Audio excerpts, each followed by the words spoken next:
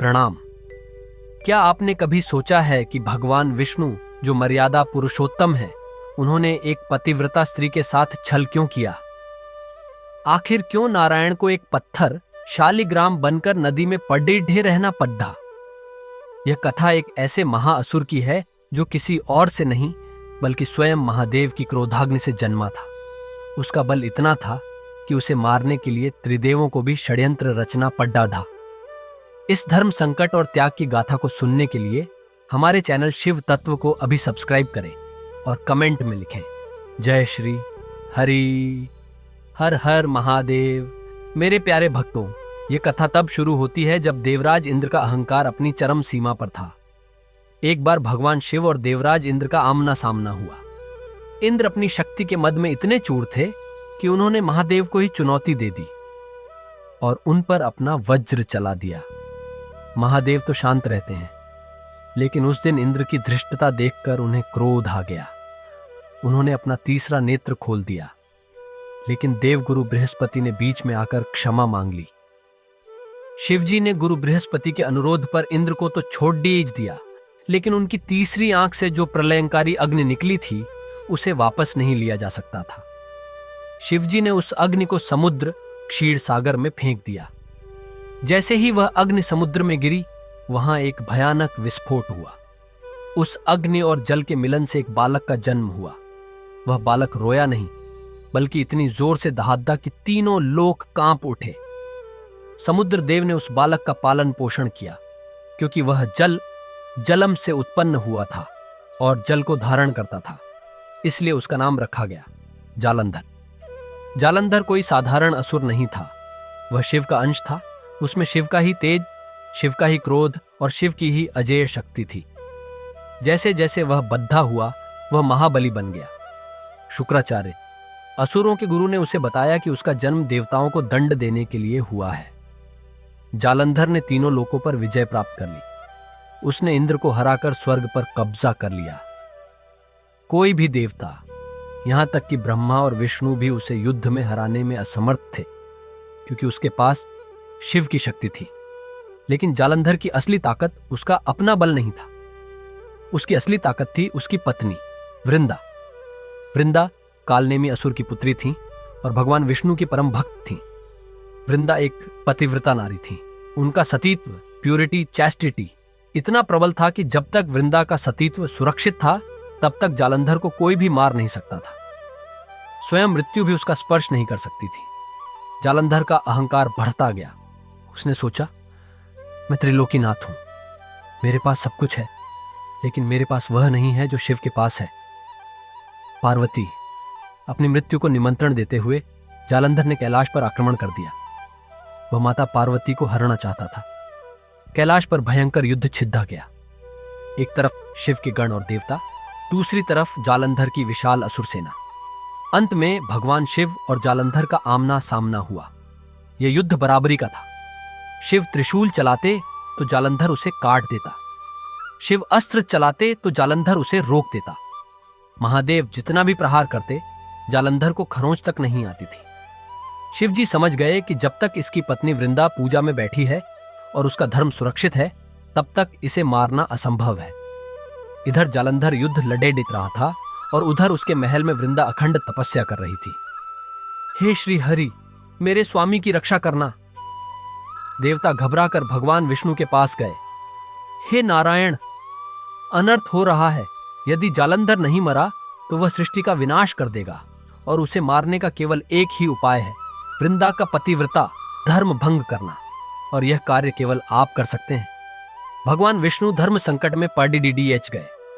वृंदा उनकी परम भक्त थी। एक भक्त के साथ छल करना ये पाप था, लेकिन दूसरी तरफ सृष्टि का सवाल था। एक अधर्मी जालंधर को शक्ति देकर एक भक्त, वृंदा अनजाने में अधर्म का साथ दे रही। भारी मन से भगवान विष्णु ने देवताओं की बात मान ली। विष्णु जी ने एक माया रची। जालंधर के वेश में दो असुरों ने वृंदा के महल के बगीचे में जाकर यह खबर फैला दी कि जालंधर युद्ध में मारा गया, और साथ ही जालंधर का कटा हुआ सिर मायावी वहां डाल दिया। वृंदा ने जब अपने पति का कटा हुआ सिर देखा तो वह पछाती खाकर गिर पड़ी। वह रोने लगी। तभी वहां एक साधु स्वयं विष्णु जी आए। वृंदा ने साधु के पैर पकड़ दिए और कहा, मुनिवर, आप तो सिद्ध पुरुष लगते हैं, मेरे पति को जीवित कर दीजिए। साधु ने कहा, बेटी, विधि का विधान कठिन है, फिर भी मैं प्रयास करता हूं। साधु ने उस कटे हुए सिर को धड्डेच से जोधा और अपनी माया से उसमें जान डाल दी। वह जालंधर बनकर उठ खद्धा हुआ, लेकिन वास्तव में वह भगवान विष्णु थे जिन्होंने जालंधर का रूप धारण किया था। वृंदा खुशी से पागल हो गई। उसे लगा उसका पति युद्ध जीतकर लौट आया है। उसने अपने पति को गले लगाया। जैसे ही वृंदा ने उस मायावी जालंधर को स्पर्श किया, जैसे ही उसने उसे अपना पति मानकर व्यवहार किया, उसका पतिव्रता संकल्प टूट गया, क्योंकि वह उसका असली पति नहीं था, वह पराया पुरुष था। उधर युद्ध भूमि में जैसे ही वृंदा का कवच टूटा, जालंधर की शक्तियां क्षीण होने लगी। भगवान शिव ने इस अवसर को नहीं गंवाया। उन्होंने अपना त्रिशूल घुमाया और एक ही प्रहार में जालंधर का असली सिर धड्डियाच से अलग कर दिया। जालंधर का अंत हुआ। उसका तेज निकलकर शिवजी में ही समा गया। इधर महल में वृंदा को अचानक आभास हुआ कि कुछ गलत है। उसने देखा कि जिसे वह अपना पति मान रही है, उसके स्पर्श में वह भाव नहीं है। वृंदा पीछे हटी और बोली, तुम कौन हो? तुम मेरे स्वामी नहीं हो सकते। सच बताओ, तुम कौन हो? भगवान विष्णु अपने असली चतुर्भुज रूप में प्रकट हो गए। वृंदा सन्न रह गई। प्रभु, आप मेरे आराध्य? आपने मेरे साथ छल किया। मैंने जीवन भर आपकी भक्ति की और आपने मेरे सतीत्व को भंग किया। आपने मेरे स्वामी की मृत्यु का षड्यंत्र रचा। विष्णु जी सिर झुकाकर खड़े रहे। उनके पास कोई उत्तर नहीं था। वृंदा का दुख क्रोध में बदल गया। एक सती नारी का क्रोध प्रलय से भी भयानक होता है। वृंदा ने श्राप दिया, हे विष्णु, आपने पत्थर दिल होकर मेरे साथ छल किया है। आपने एक स्त्री की भावनाओं को नहीं समझा। जाओ, मैं तुम्हें श्राप देती हूं कि तुम पत्थर, स्टोन बन जाओगे। तुम संवेदनाहीन हो, इसलिए तुम्हें जड्डीडीएच हो जाना चाहिए। भगवान विष्णु ने उस श्राप को स्वीकार किया। देवी, तुम्हारा क्रोध जायज है। मैं तुम्हारा श्राप स्वीकार करता हूं। मैं गंडकी नदी के तट पर पत्थर के रूप में रहूंगा, जिसे शालिग्राम कहा जाएगा। लेकिन विष्णु जी ने वृंदा को एक वरदान भी दिया। वृंदा, तुमने अपने सतीत्व से जालंधर जैसे असुर को भी अमर बना दिया था। तुम्हारे त्याग को यह संसार कभी नहीं भूलेगा। तुम्हारा यह शरीर अब नदी बन जाएगा, गंडकी नदी, और तुम्हारे केश, बाल तुलसी का पौधा बनेंगे। मैं पत्थर, शालिग्राम बनूंगा, लेकिन मेरी पूजा तब तक पूरी नहीं होगी जब तक मेरे ऊपर तुलसी न चढ़ाई जाए। मैं, शालिग्राम, हमेशा तुलसी के साथ ही रहूंगा। कार्तिक मास में मेरा, शालिग्राम और तुम्हारा तुलसी विवाह होगा। जो भी अपने घर में तुलसी लगाएगा, वहां यमराज नहीं आएंगे। वृंदा का शरीर त्यागने के बाद वहां तुलसी का पौधा प्रकट हुआ। यही कारण है मेरे दोस्तों कि भगवान विष्णु को तुलसी सबसे अधिक प्रिय है। वे 56 भोग भी ठुकरा सकते हैं, लेकिन तुलसी का एक पत्ता नहीं ठुकराते। यह उनका प्रायश्चित है और वृंदा के प्रति उनका सम्मान भी। लेकिन यहां एक महत्वपूर्ण बात और है।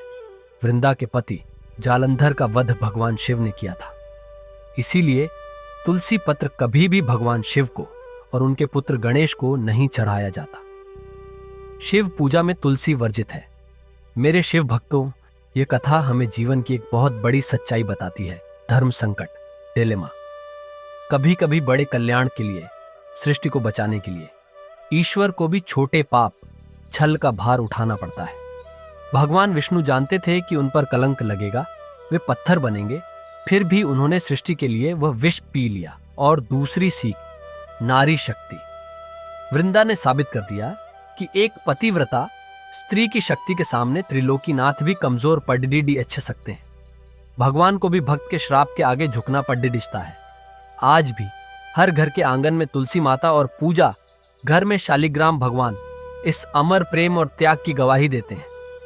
तो अगली बार जब आप तुलसी जी को जल दें, तो केवल पौधा समझकर नहीं, बल्कि उस महान सती वृंदा को याद करके दें। और जब शालिग्राम जी को देखें तो नारायण के त्याग को नमन करें। यदि यह रहस्यमयी कथा आपके दिल को छू गई हो तो वीडियो को लाइक करें। कमेंट में जय तुलसी माता या जय श्री हरि जरूर लिखें। अपने परिवार के साथ इस ज्ञान को साझा करें। सनातन धर्म के ऐसे ही गहरे रहस्यों को जानने के लिए अभी सब्सक्राइब करें शिव तत्व और बेल आइकॉन दबाएं। तब तक के लिए प्रेम से बोलिए जय श्री हरि, हर हर महादेव।